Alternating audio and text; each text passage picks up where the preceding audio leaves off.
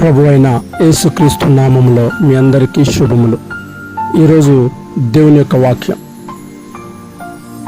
హృదయ శుద్ధి గలవారు ధన్యులు, వారు దేవునిని చూచెదరు. మత్తయి సువార్త 5వ అధ్యాయము 8వ వచనం. ప్రియమైన సహోదరి సహోదరుడా, దేవుని లేఖనాలు సెలవిచ్చిన రీతిగా హృదయ శుద్ధి గలవారు ధన్యులు అని, వారు దేవునిని చూచెదరు అని. మన హృదయం ఎప్పుడైతే పరిశుద్ధంగా ఉంటుందో, మన ఆలోచనలు ఎప్పుడైతే దేవుని ఆధీనంలో ఉంటాయో అప్పుడు మనం దేవునిలో ఉంటాం. హృదయం శుద్ధి లేకుండా దేవునికి మనకి సహవాసం ఉండదు. ఎందుకంటే మన హృదయం దేవుని యొక్క ఆలయం కాబట్టి. దేవుని ఆలయమైన మన హృదయ లోతుల్లో ఎన్నో చీకటి ఆలోచనలు, మరెన్నో దేవునికి వ్యతిరేక క్రియలు, పనికిరానివి మరెన్నో ఉన్నాయి. వాటిని విసిరికొట్టి శుద్ధమైన హృదయాన్ని దేవునికి ఇవ్వాలి. అప్పుడే నీవు ధన్యుడవు, ధన్యురాలవు. దేవునికి మనకి మధ్య వారధి మన హృదయం.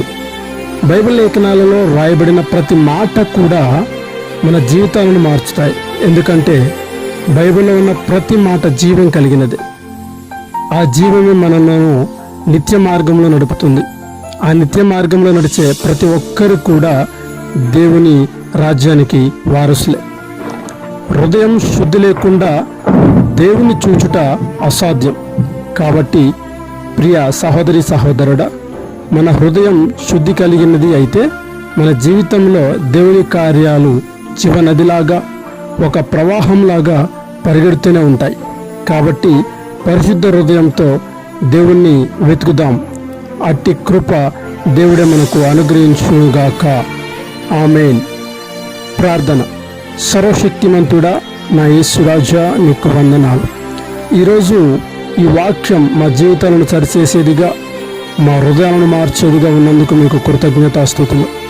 ఈ వాక్యం ఉంటున్న ప్రతి ఒక్కరిలో కూడా జీవనది ప్రవహింపచేయమని, ప్రతి ఒక్కరు కూడా యేసయ్య నీ మాటకు లోబడి బిడ్డగా ఉన్నట్టుకు సహాయం చేయమని యేసయ్య అతి పరిశుద్ధ నామమున అడిగి ప్రార్థిస్తున్నాము తండ్రి. ఆమేన్.